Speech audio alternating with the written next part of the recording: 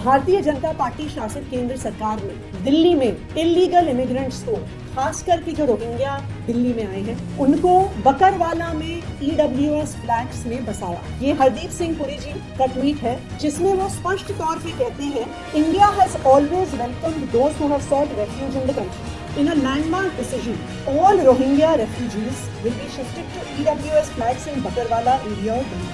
They will be provided basic amenities, UNHCR IDs and round-the-clock police protection.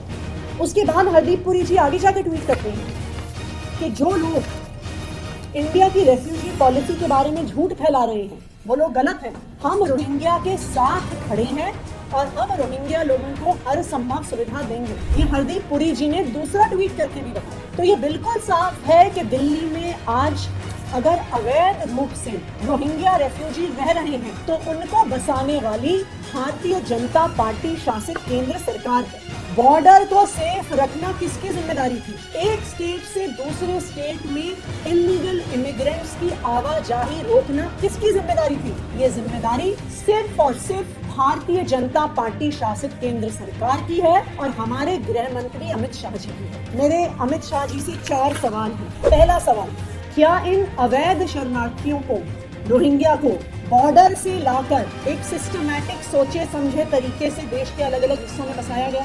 दूसरा सवाल, ऐसे कितने रोहिंग्या शरणार्थियों को आपने दिल्ली में लाके बसाया? तीसरा सवाल, आपने दिल्ली में उनको कहां बसाया? चौथा सवाल, आपने दिल्ली की चुनी हुई सरकार को, दिल्ली के लोगों को इस बात से अनभिज्ञ क्यों रखा? इसकी सूचना दिल्ली की चुनी हुई सरकार, दिल्ली के लोगों को क्यों नहीं दी गई?